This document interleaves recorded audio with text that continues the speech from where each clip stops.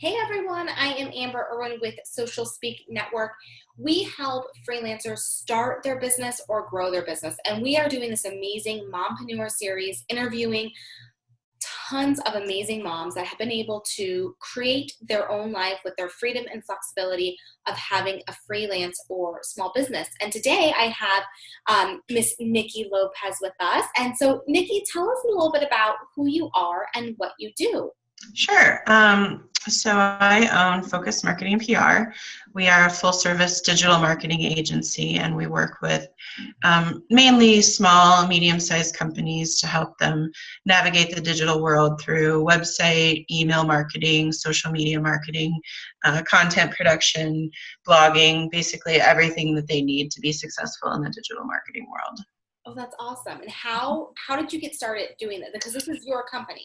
Yeah, it is my company, yes, and we will have been in business for 10 years in October, which is an exciting milestone. So basically what happened, it was kind of out of my control, actually. So I was laid off in October of 2008.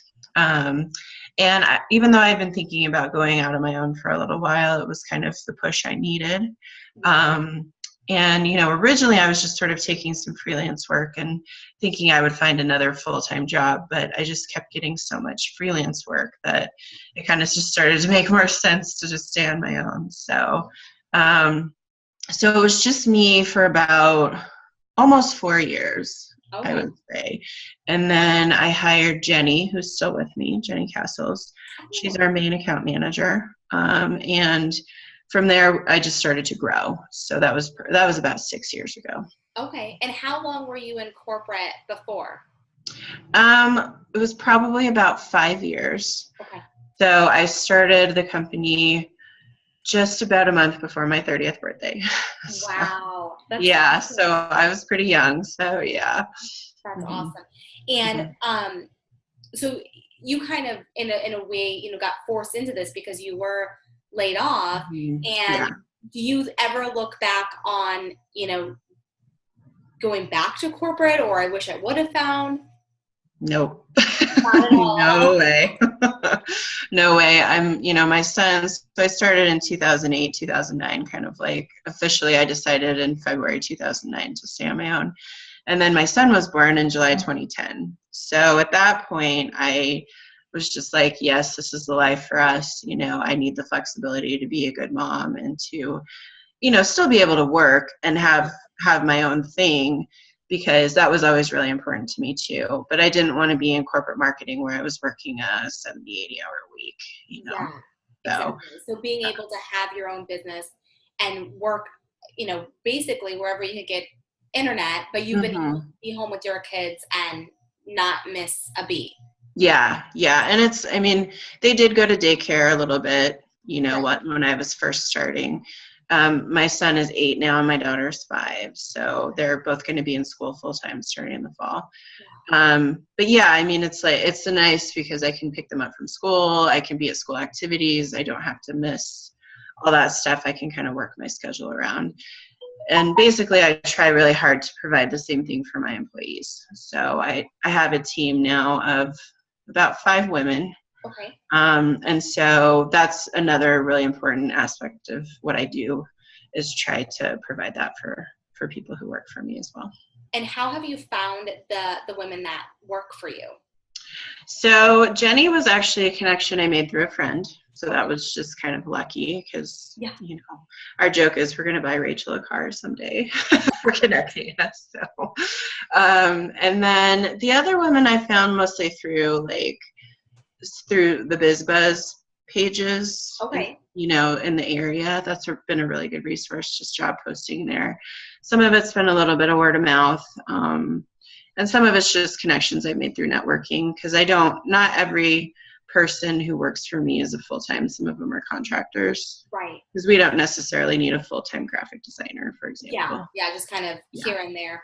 Right. And how important, I think that, that's something that we preach on all the time, is having a team, because, Caitlin and myself, we've, been in business for 10 years, and in the beginning it was, just us, and we found out early on that we just can't do everything. So I think that a lot of freelancers, they it's hard for them to outsource. Did you find it difficult? Like, how did you know it was time to hire somebody? Yeah, I mean, I think it was sort of, I was at a crossroads where I was like, okay, I'm full-time making a living, right? Like I'm paying myself pretty decently. But, you know, if I want to take on more work and I want to take on higher dollar clients, I need help.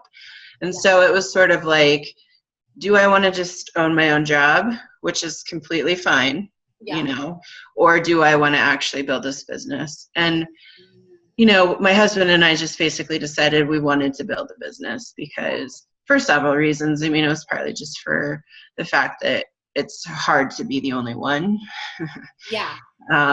The other fact was it was getting hard for me because in digital marketing, you can't really specialize in everything. It's just kind of impossible. And then the third thing was, you know, our goal has really always been to sell someday so that we can retire comfortably. So that was a big piece of it as well as, you know, if I just continue to own my own job, it's going to be, you know, we can't take that path.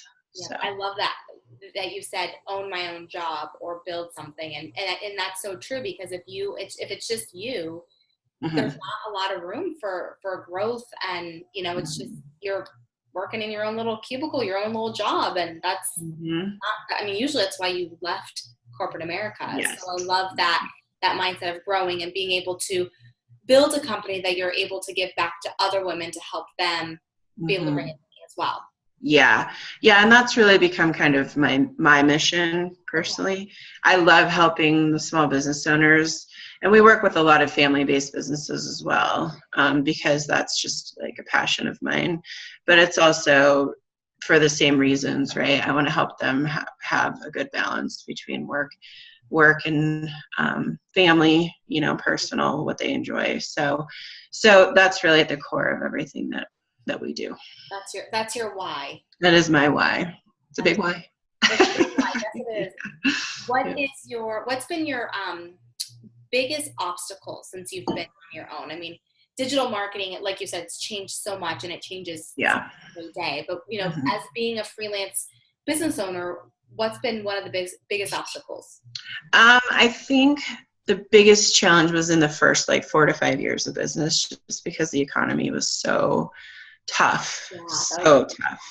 Yeah, it was a really difficult time. And so I think just the fact of being in survival mode for such a long time, I think I had to dig really deep and really push. And it was tough, especially, you know, when I did bring on Jenny, it felt like a lot more pressure to support someone else, you know. Definitely, so that was tough too, but you know, and I wouldn't say it's been smooth sailing since then, but it's gotten a lot easier in the past 5 years or so. We made it through that patch.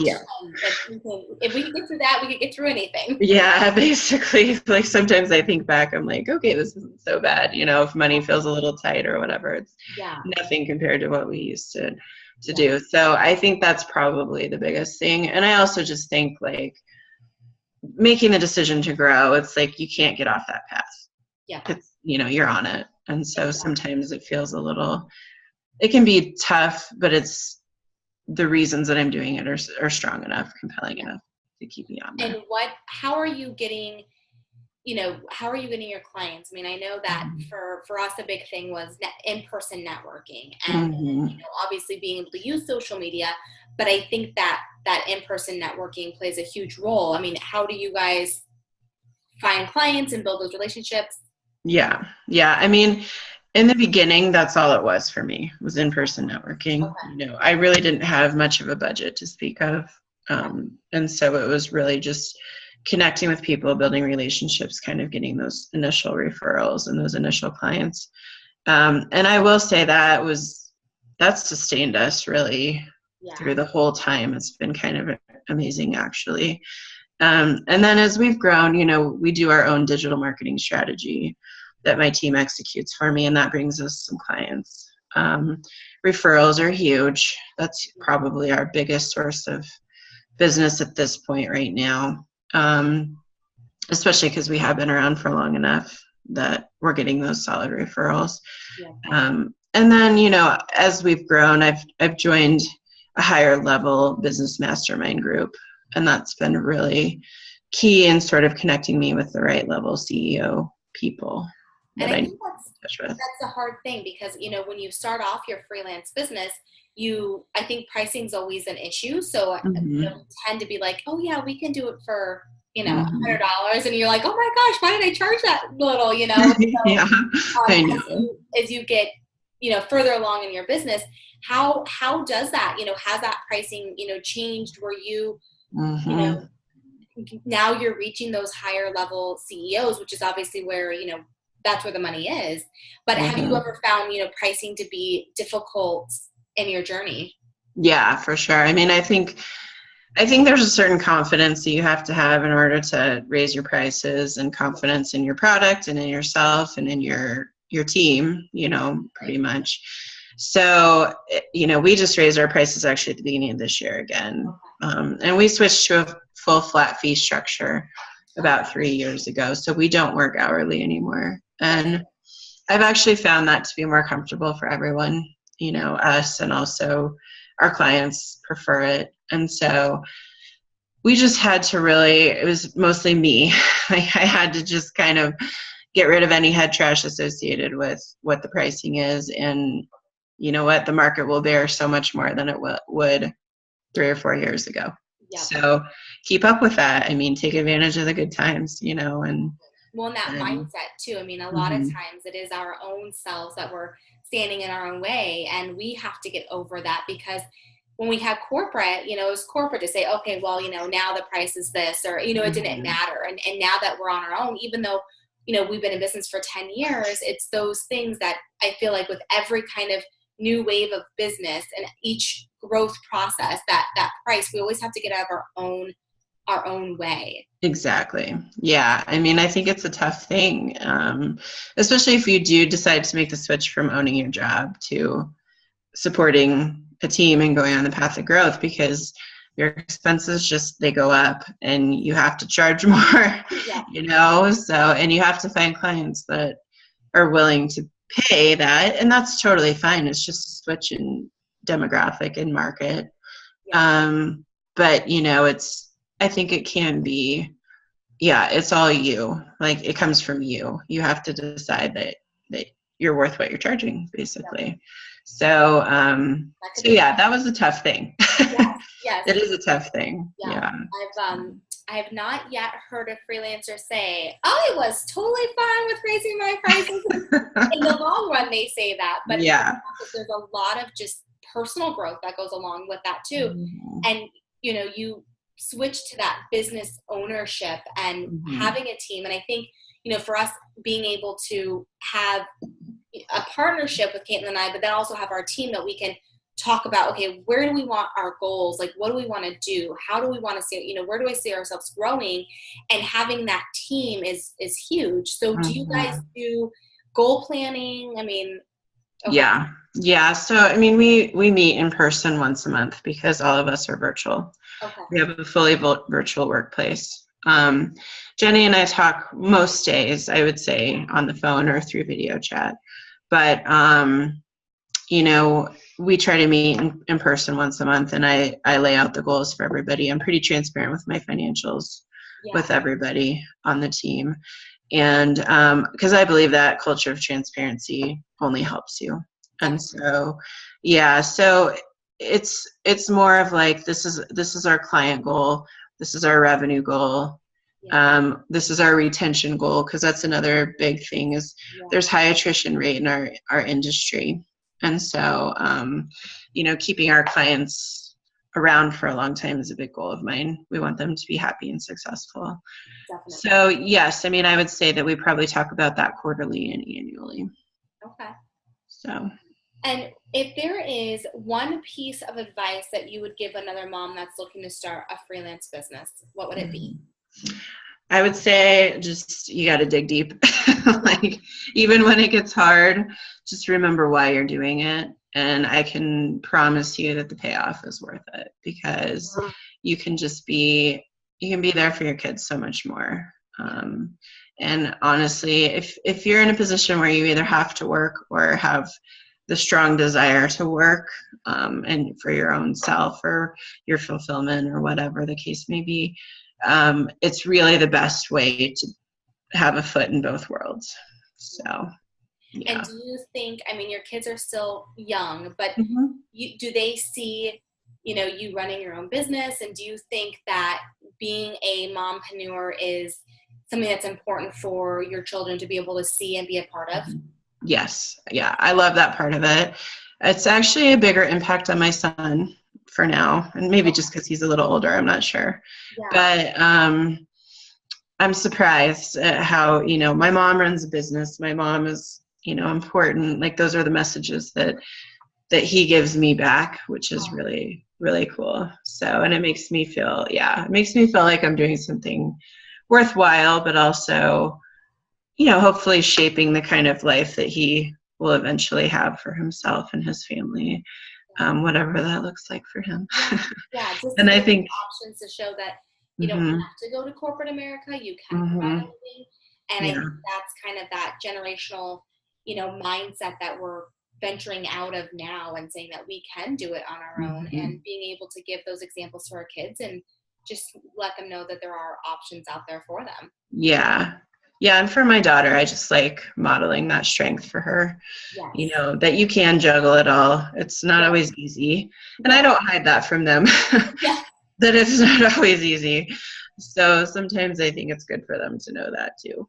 But, just that she, whatever life she chooses, she can have that strength and find her path. So I love it. A good thing. Yeah. So. And if people are interested in your services, what is your website? Where can they find you?